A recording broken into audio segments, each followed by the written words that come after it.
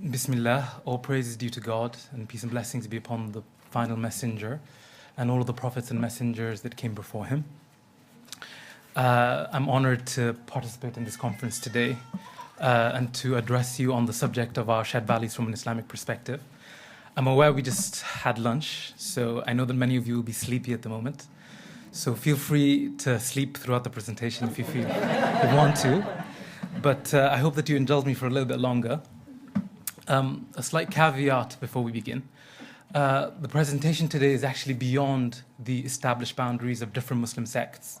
Our differences in theological fine points, our differences in schools of jurisprudence, as well as our differences, let's say, in political activism as well. So the presentation, in fact, is drawn from the overwhelming foundational message of Islam, in which God says in the Quran, وَمَا أَرْسَلْنَاكَ إِلَّا كَافَةً لِلنَّاسِ بَشِيرًا وَنَذِيرًا, that we have not sent you, O Prophet Muhammad, except as a bearer of glad tidings and a warner to all of mankind.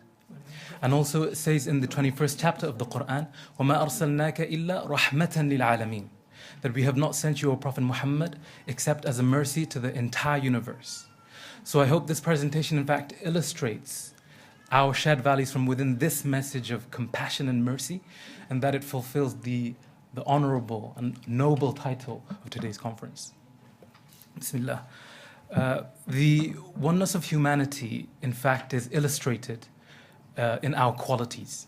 So the question becomes, what are these qualities that we share? Firstly, number one, our origin is one. We all share a common ancestor and one initial family. God says in the Quran, يَا أَيُّهَا النَّاسِ اتَّقُوا رَبَّكُمُ الَّذِي خَلَقَكُم مِّن نَّفْسٍ وَاحِدَةٍ وَخَلَقَ مِنْهَا زَوْجَهَا وَبَثَّ مِنْهُمَا رِجَالًا كَثِيرًا وَنِسَاءً. Which means, O humanity, be mindful of your Lord, who created you out of a single living entity, and out of it created its equal, and out of the two spread multitude of men and women. Hence, there is no room for otherness, really, in the family of humanity. In fact, one of the purposes of creation is to get to know one another. God says in the Quran, يَا أَيُّهَا النَّاسِ إِنَّا خَلَقْنَاكُم مِّن ذَكَرٍ وَأُنثَىٰ وَجَعَلْنَاكُمْ شُعُوبًا وَقَبَائِلَ لِتَعَارَفُوا إِنَّ أَكْرَمَكُمْ عِندَ اللَّهِ أَتْقَاكُمْ. Which means, humanity, we have created you all from one man and one woman, and made you into nations and tribes so that you may come to know one another. To God, the most honored of you are those who are most mindful of Him when interacting with creation. So that's the first oneness. The second oneness is that our worth is one. So in fact, the life of a single human being in God's estimation equals the lives of all human beings. مَنْ قَتَلَ نَفْسًا بِغَيْرِ نَفْسٍ أَوْ فَسَادٍ فِي الْأَرْضِ فَكَأَنَّمَا قَتَلَ النَّاسَ جَمِيعًا وَمَنْ أَحْيَاهَا فَكَأَنَّمَا أَحْيَا النَّاسَ جَمِيعًا. We ordained for the children of Israel that if anyone kills a person and less in retribution for murder or for spreading corruption in the land, it is as if he kills all humankind. And if anyone saves the life of a single person, it is as if he saves the life of all humankind. God honors the human being regardless of their faith in the Quran. وَلَقَدْ كَرَّمْنَا بَنِي آدَمَ وحملناهم في البر والبحر ورزقناهم من الطيبات وفضلناهم على كثير ممن خلقنا تفضيلا. Indeed, we have honored the children of Adam. The children of Adam, not just simply the followers of the Prophet or the Muslims. Indeed, we have honored the children of Adam and carried them over land and sea and provided them with good sustenance and favored them above most of our creation. So this oneness of worth and honor is the basis for our equal rights and responsibilities for interaction with one another. In fact, the equality, in fact, is the foundation of morality. Let me say that one more time. Equality is the foundation of morality. It is the threshold of morality. The diversity in our races, colors, cultures, and languages should be wonders to celebrate rather than grounds for discrimination. God declares, and among His wonders is the creation of the heavens and the earth, and the diversity of your languages and colors. For in this, there are truly signs for people who reflect. The Prophet Muhammad, peace be upon him, said, لا فضل لعربي على عجمي ولا لعجمي على عربي ولا لأسود على أبيض ولا لأبيض على أسود إلا بالتقوى كلكم من آدم وآدم من تراب. He said that there is no superiority for an Arab over a non-Arab, nor for a non-Arab over an Arab. Neither is the white superior over the black, neither is the black superior over the white. Kullukum, you are all from Adam, and Adam came from the dust. He came from the earth. Thirdly, our family is one. God uses the address children of Adam 7 times in the Holy Quran. So by love, this family formed. Out of love, its children were born. And through knowing one another, by caring and giving, this bond will remain. The Prophet Muhammad, peace be upon him, he said, لا يؤمن أحدكم حتى يحب لأخيه ما يحب لنفسه. That none of you will truly believe until he loves for his brother or sister in humanity what he loves for himself. I mentioned there's 2 things that will make this bond remain: caring and giving.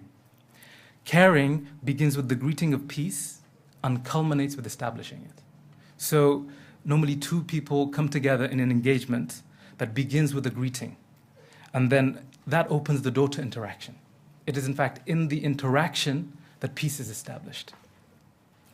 Giving begins with charity and then develops through exchanging gifts that fosters love.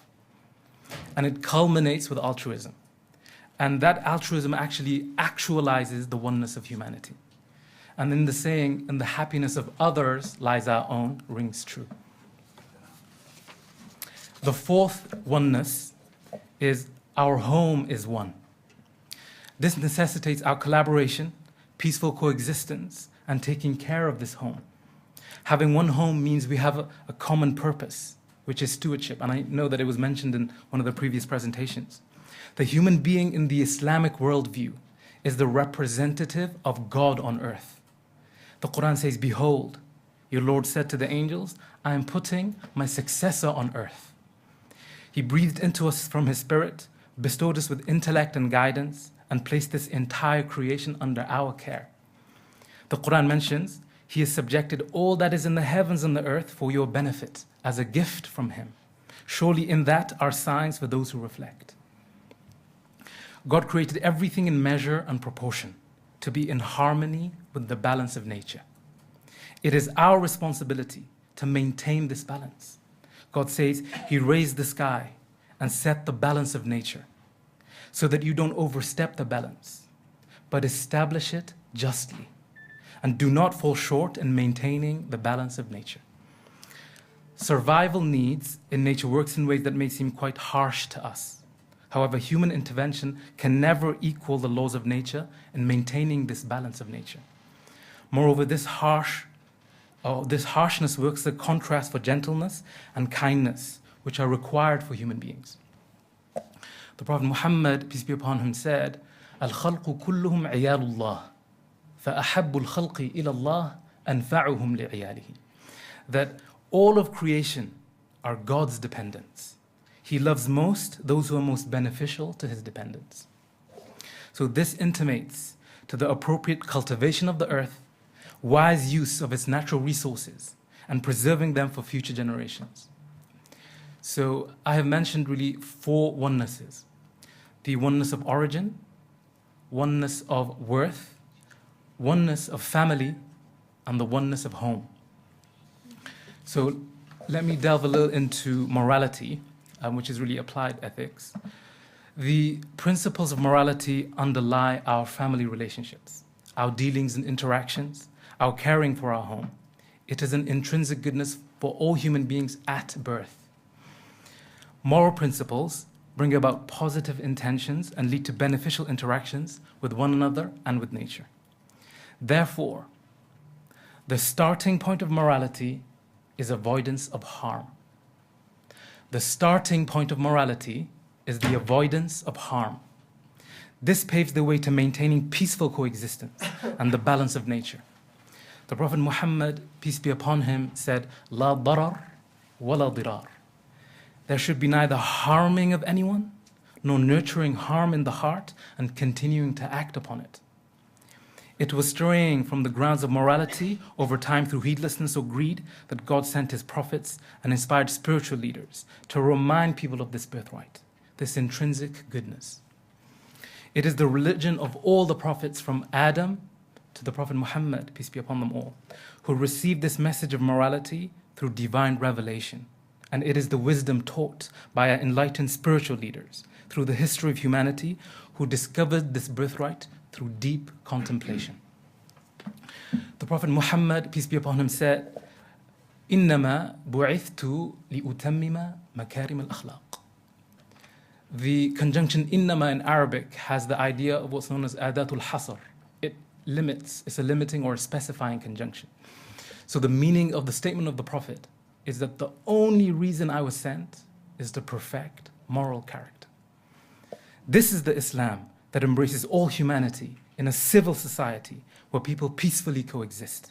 Since the Muslim is defined as the one whose tongue and hand people are safe from. And the faithful one, the mu'min, is the one whom people trust with their lives and belongings. Morality, thus, is for happiness in this world and the other worldly life. Thank you.